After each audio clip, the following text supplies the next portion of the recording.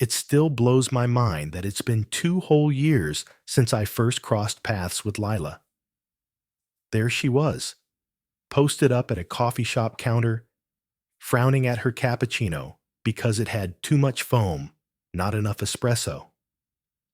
Her outrage struck me as oddly charming. So I tossed out a cheeky line to lighten the mood, not expecting anything. But that one throwaway joke, it somehow ignited something real, what blossomed into a decade-long partnership. She had this fiery ambition and wicked wit, a woman who didn't need to try to command the room. I, on the other hand, was the quieter, more reserved type. But then there was Lila, dazzling in her energy, the spark that made the air shimmer. 3 years of dating flew by before we tied the knot. There wasn't some movie-style proposal, no Instagram-worthy ceremony, just us, a lonely coastline, and whispered vows that felt more genuine than anything I'd ever seen. I truly believed she was my person, my always. For a long time, everything felt perfectly aligned. We bought a modest home. I continued my freelance work from my studio, and she climbed the corporate ladder at a major publishing firm. While she focused on building our long-term stability, I took care of the day-to-day grind. Errands, dinner, the finances. I embraced it all. I was genuinely proud of her. That's what love is, right? I gave where it mattered most.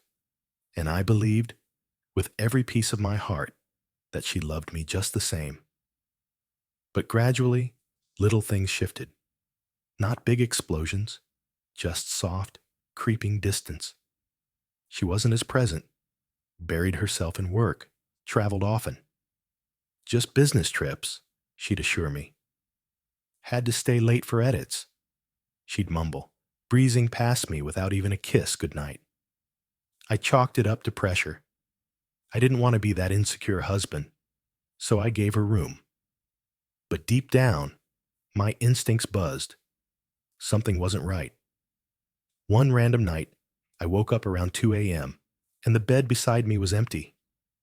I wandered out and saw her in the living room, laptop open, whispering into her phone. I didn't want to snoop, but the scene felt eerie.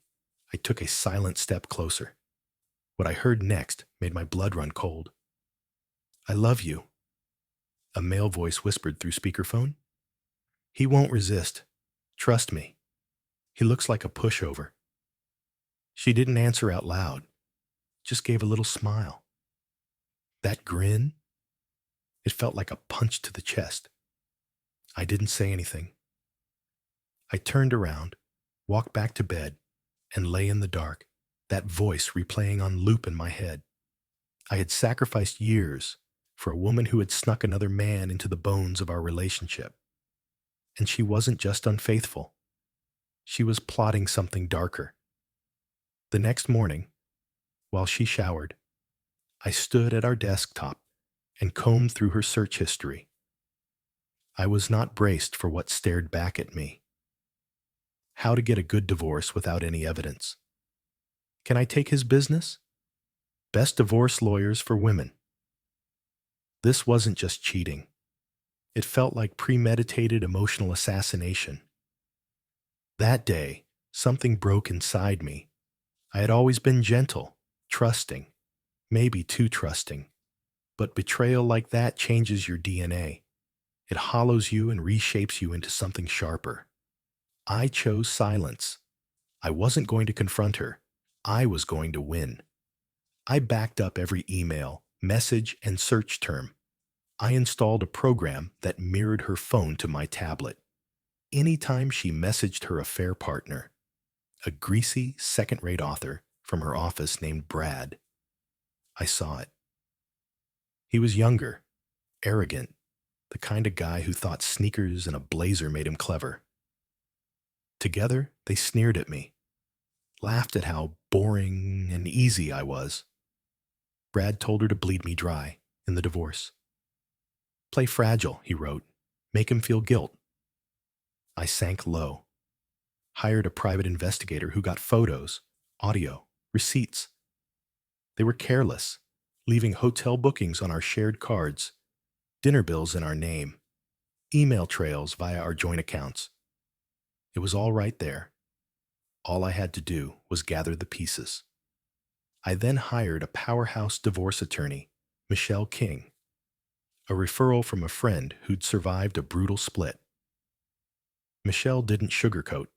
She reviewed everything and shook her head. "She wants a war," she muttered. "Fine, let's bury her." When Lila finally sat me down, solemn, full of fake sorrow, she said, "I think we've drifted. I want a peaceful end." I gave a wounded nod. "I just want what's fair," I whispered, biting my cheek to hide the glee. She had already served me the divorce papers 2 days earlier. In them, she demanded the house, half my business, spousal support, and all our shared savings. I wasn't shocked. She assumed I'd cave, that I was the same soft man she'd always manipulated. What she didn't know, I'd already filed my countersuit, with every dirty little receipt attached. 3 weeks later, we stood in court. She arrived in a smug navy blue suit. Brad tagged along, smug in the back like a proud future stepdad. His ego leaked from every pore. Then Michelle slammed a fat binder onto the judge's bench. Inside, screenshots, call logs, surveillance stills, location data, receipts, audio files, even her sinister Google searches. The judge flipped through and raised an eyebrow. "This is quite thorough," he said dryly. Lila's face paled. Her jaw trembled. She looked over at me, eyes wide. I returned her stare, expressionless. The next few weeks were a whirlwind of hearings, depositions, and her weak attempts to rewrite the story. She claimed I was distant, emotionally cold. The judge didn't blink. She wept, called herself confused. But he wasn't moved. The final blow came when Michelle revealed a recorded call. Lila and Brad conspiring. In it, she laid out how she'd play victim, pretend to faint, guilt trip me out of everything. Brad called me a nobody. The courtroom went so still, it was like thunder. Lila crumbled, tears shaking. The judge leaned in and said, "This isn't just cheating. This is calculated cruelty, and it has consequences." And, oh, it did. I got the house. I kept full rights to my business. I cleaned out our shared savings account. She was denied alimony, ruled malicious. She even had to cover my legal costs. And Michelle? She filed a professional misconduct report with Lila's company. All evidence attached. 2 months later, Lila was fired. Brad, he ghosted, deleted his socials, switched jobs. His clout dried up the second public interest did. Lila called months later, sobbing into the phone. Said she was so lost, needed help.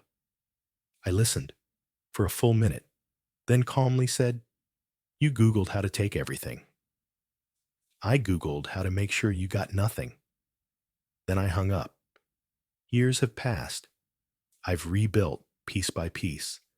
I've started dating, traveled, poured myself into art again. And in my home office, I framed a printout of her infamous Google search, "How to get everything in divorce." Not out of bitterness, but as a reminder of how easily trust can rot, of how people reveal their true selves when they think you're not watching, and how revenge doesn't need fists or fire, just silence, evidence, and a courtroom. The end.